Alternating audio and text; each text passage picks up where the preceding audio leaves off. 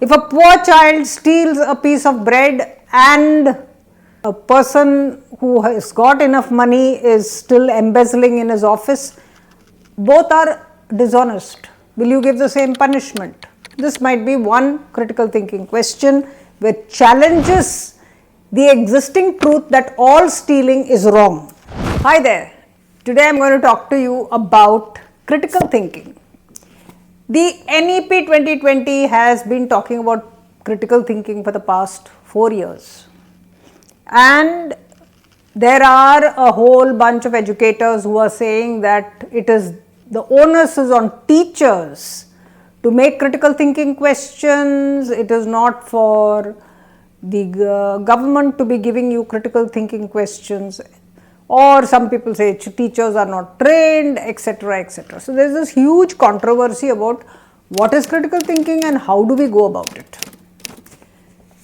So I am going to give you a broad idea of what it is. So basically, when you talk of critical thinking, you are asking the reader or the viewer or someone before whom you put any material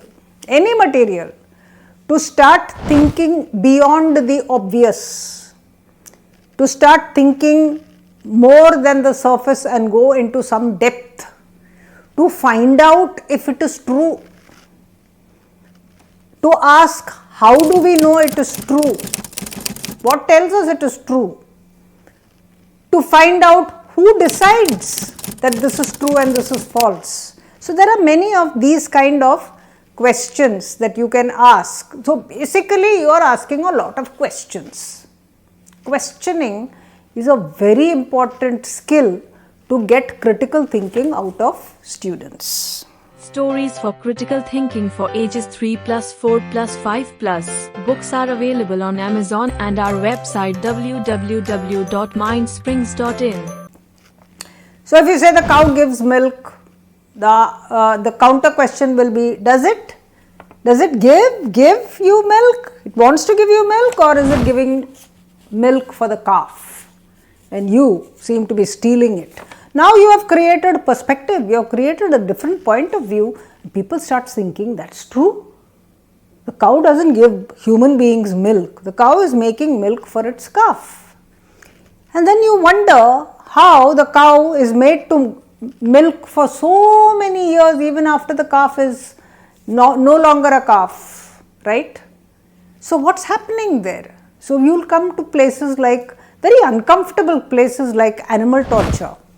And this idea that human beings are this pure and wonderful people who love animals and who live in peace, etc., etc., will be questioned. We are not talking of whether it's right or wrong. We are saying we need to question it. That's all. So questioning is an important one and it leads to other questions. So what are the other animals that give milk? Are they spared or are they also in the same fate? What does this tell you about human behavior? Why have they made milk into a religious topic? So where you say milk is vegetarian and the rest, the animal is non-vegetarian. So is milk which is coming from an animal not an animal product? So again you are asking uncomfortable questions. Okay. So it is, critical thinking is a strategy by which you do not get worried about going into uncomfortable places and where you start facing the truth head on. That is critical thinking. The question is, are we living lives that are honest to do critical thinking? That's an important question. You can question the question. You can say, who is asking this question? Why is this person asking the question? What is her real intention? Does she want to pick up a fight? Is she trying to deride my religion? You can get more questions coming out of that. See? So it's not, doesn't really stop at something where someone says something and you have to accept it and you have to bow your head down. Not at all. Neither should you be getting into a royal fight. The idea is to allow people to have their perspectives, but also for you to know that there are people with different perspectives. You might also ask, why is the person asking the question now of all times, right? You might get into what about race, what about your country, what about your animals, what about this, what about that. You might ask 100 questions, right? And that is the questioning and the thinking part of critical thinking. Very, very, very, very important. Play this again, make notes, think about it, take your lesson and see if you can question deep. The other one is challenging existing truths. So you've got a truth, honesty is the best policy, is a truth.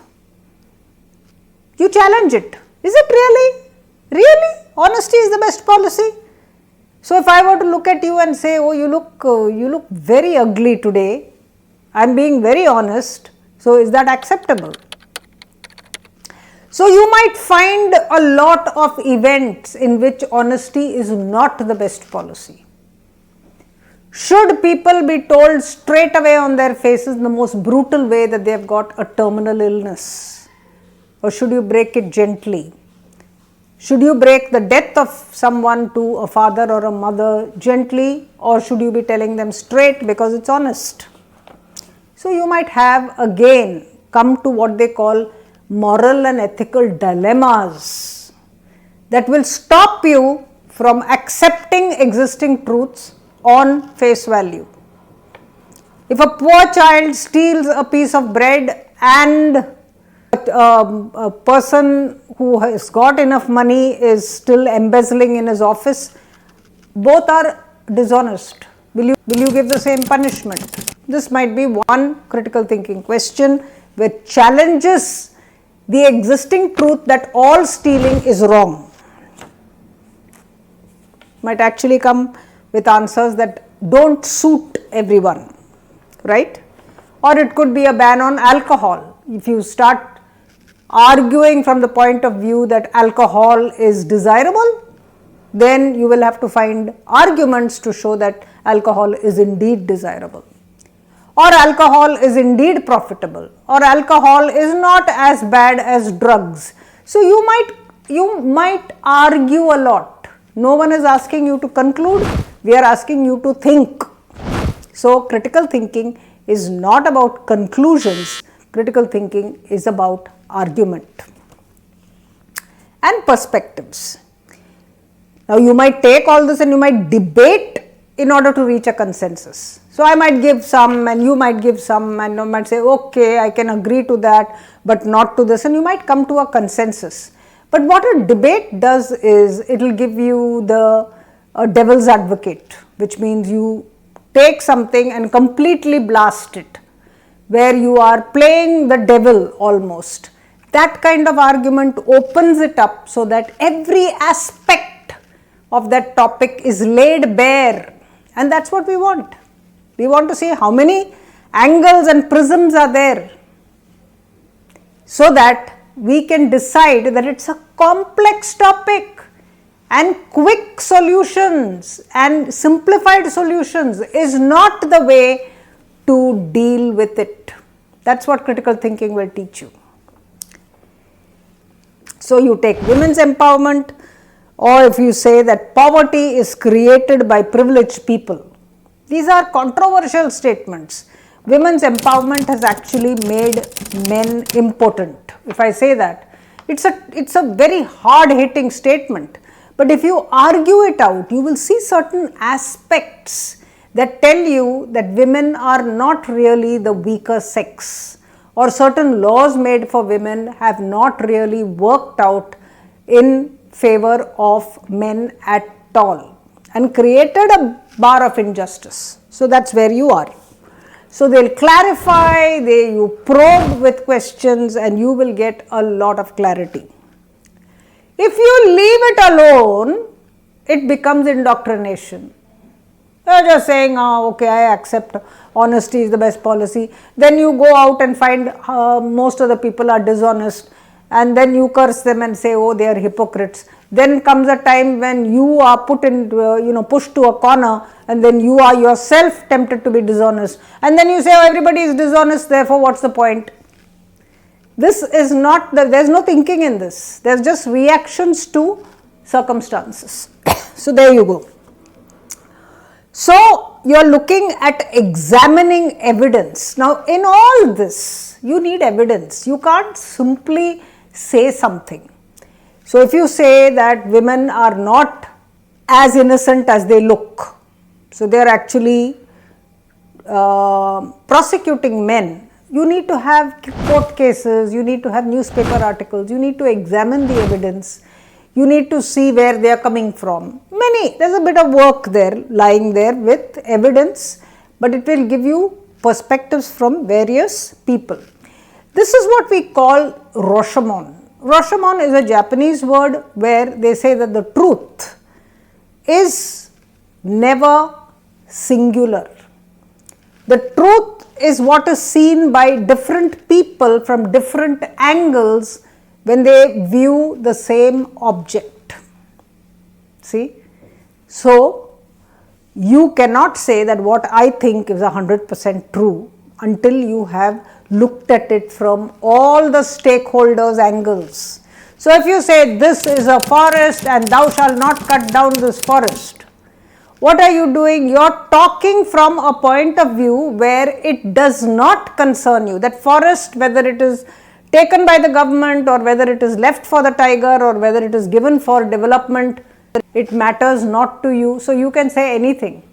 But when you start looking at it from the point of view of stakeholders, when you look at the real estate agent sitting there, when you look at the tiger conservationist, when you look at the politician, when you look at the tribals sitting in that forest, they are all different points of view. Then you have a better idea. So now if you say, oh, development is terrible, we shall not develop forests like that, it will do this, it will do that. We have not heard the argument of people who are talking about development. We are not looking at the surging populations. We are not looking at housing. There are impacts that happen. Everything is not in a straight line, and that's what critical thinking does for you. It creates a certain wisdom where you might not find answers, but you still understand different points of view. That is what critical thinking does for you. So, if you look at these, take a lesson from your books, and any lesson from history, from English literature, from geography, look at natural disasters, look at populations, look at political decisions, and ask yourself from these 4 areas that I have just talked to you about, check them out and see what you get. Give it to your students and let them, once they understand the template, once they understand how it works, they should generate the questions, they should examine the evidence, they should do the challenging, the truth. All of these, the debates, everything must happen by students, and that you, the teacher, will be witness to a certain kind of maturity, a certain kind of enlightenment that is happening in your classroom that is absolutely powerful and stunning. So till we meet again, this is Usha Pandit, your Mind Springs English teacher. Thank you.